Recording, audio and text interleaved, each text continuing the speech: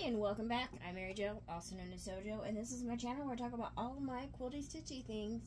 And this is the part 2 of what will I make with the Leaflet 10-inch square pack. So I'm going to make a disappearing pinwheel. So I have to get started by making pinwheels, cut them apart, and then I will make this block. So where I left off last time was I have all of these pinned together to make the pinwheels. So I'm just going to do a bunch of chain sewing here to sew all of my blocks. So when these are all put together, I'll have 40 pinwheel blocks. Now you only actually need 36 blocks to make the quilt, but I'm going to do an extra 4 to make a pillow to go with it.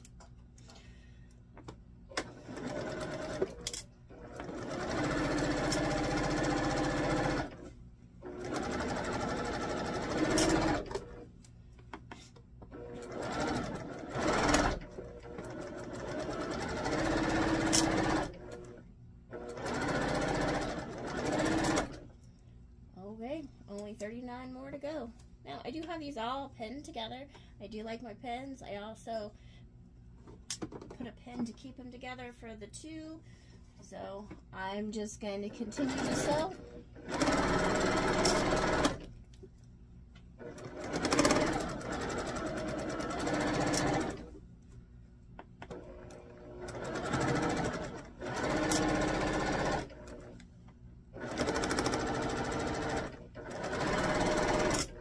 Okay, 38 blocks to go. I'm going to speed her up.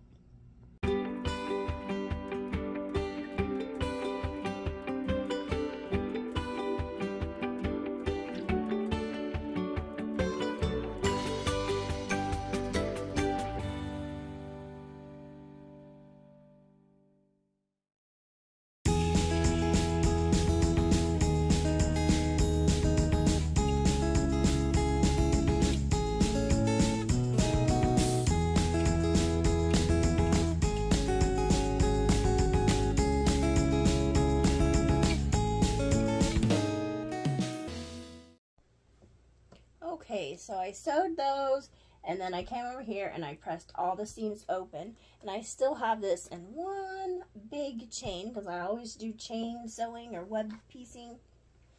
So every 2 of these is going to make a block.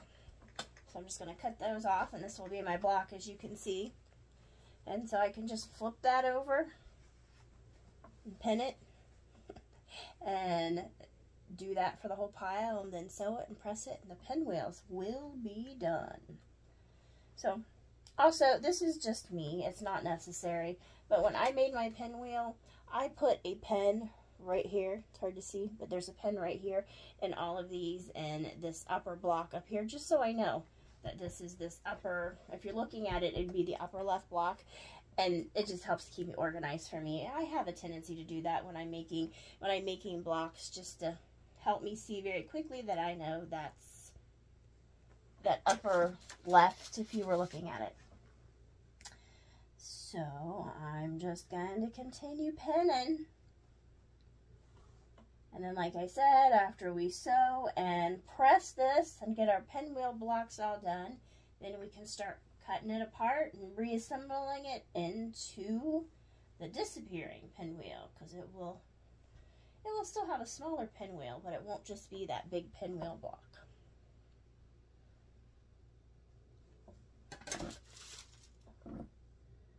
Just throwing a couple more pins in. And yes, it's not necessary to pin. It's just something I like to do. It helps everything keep lined up and straight. So I like my pins. So I'm going to cut off another one. And if I lay it out, see, excuse me, there's what it will be. Okay, I'm just gonna keep going.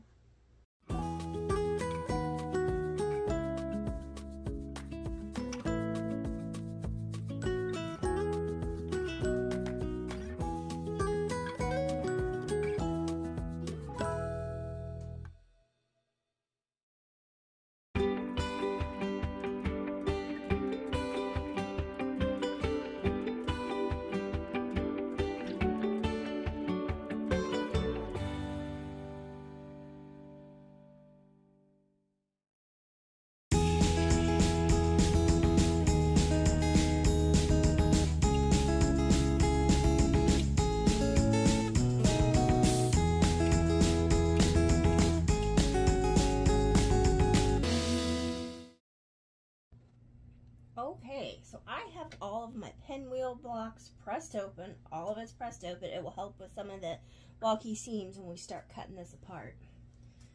All 40 of those are sewn. So I need to take this pinwheel block and turn it into this disappearing pinwheel. And so how am I going to do that? So let me put this over here. This is a rotating cutting mat. But even if it didn't rotate, I could just turn it. So let's see. I'm going to take one of these blocks right here.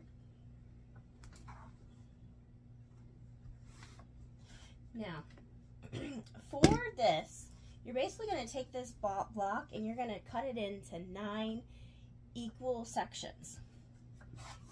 So I'm not going to give the specific cutting instructions. I mean, there's a tutorial down there that I've linked in the description box. You can look for the specific, but just a general idea. To do this, you take your block and you're going to divide it by 3. So this isn't a 9-inch block, but if it was a 9-inch block, you would divide it by 3, which would give you 3. Then you're going to take that 3 and you're going to divide that in half, which would be 1.5. So you would line 1.5 up onto the center line over, and cut all the way around. That's how you would do that, if that makes sense. But like I said, this is not a 9-inch block, it's a bigger block. So, and like I said, the tutorial is linked down in the description box if you want the exact measurement. So, I'm going to cut this all the way around.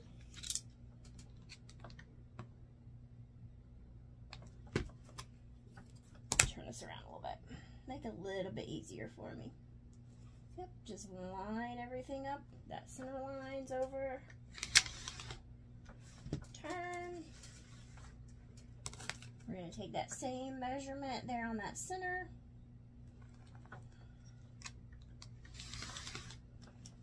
Two sides cut.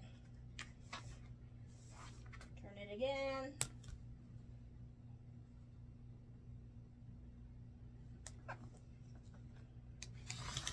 Three. And then we're going to turn it again.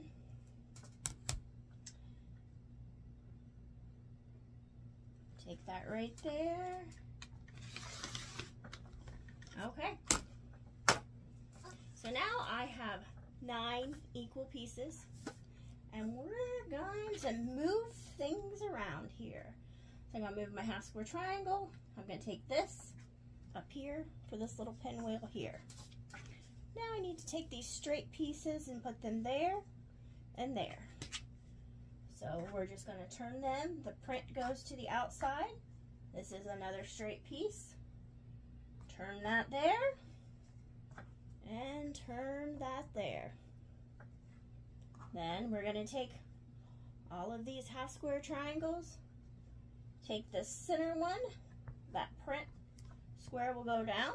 And then we're going to take these and put all these print squares going up to that pinwheel. And that is how the block's going to end. So I'm just going to start pinning this together. And then after I pin it down, I'll go over how to do that again one more time.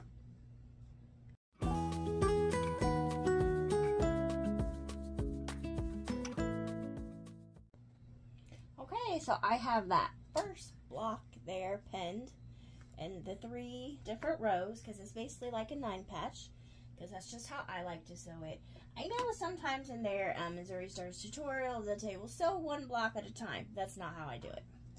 I like to sew everything all at once. Now I am going to cut 1 block at a time and pin, but I'm going to go through my whole stack of 40 before I go to the sewing machine and sew them together, and then when I go to the sewing machine, I will sew them together in a chain style, web piecing type style all together.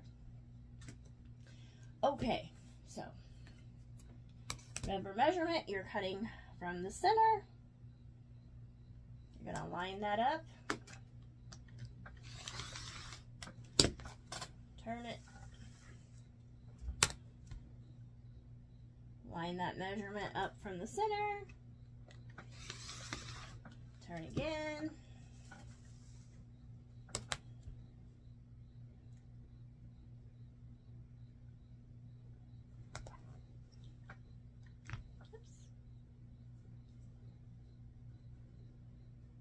kind of scooched it over on accident. Let me line that back up real quick. I want it all to stay lined up. There we go. Cut again. We're going to turn. And the last cut. Okay, so I have 9 pieces. I'm going to move that half square triangle, put that pinwheel up in the corner, and then I'm going to frame out these little straight blocks through here and here. Move that one there, that there, so the print goes on the outside. There we go. Got that. Then we just need to turn the half square triangles. So the center, the print goes down towards this corner, and then all the other ones are going to go up towards that pinwheel. And once again, we get this block. So I'm going to pin this together again. Now, this is just me. I usually put a pin right here just because that is the top. If I'm looking at it, it's the top left of my blocks. And I like to keep a pin up there just for when my blocks are sewn together and I look at it real quickly. It just helps me remember it's the top left. That's why I got a pin right there. And I got a pin right there. I mean, sometimes it doesn't matter, but I don't know. It's just something I do. Okay, I'm going to pin all this together. And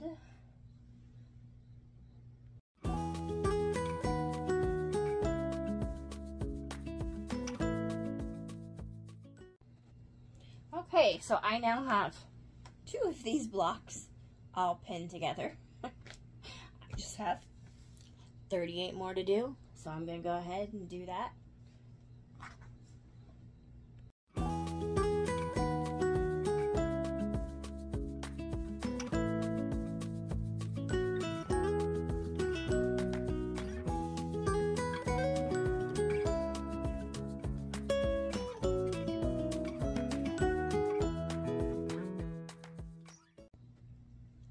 I did go ahead and get a few more pinned together, but I still have a bunch more to go. I think this is where I'm going to end the video tonight, and then I'm going to keep cutting and pinning, and when I come back for part 3, we'll be at the sewing machine sewing those all together. Okay, till next time. Bye!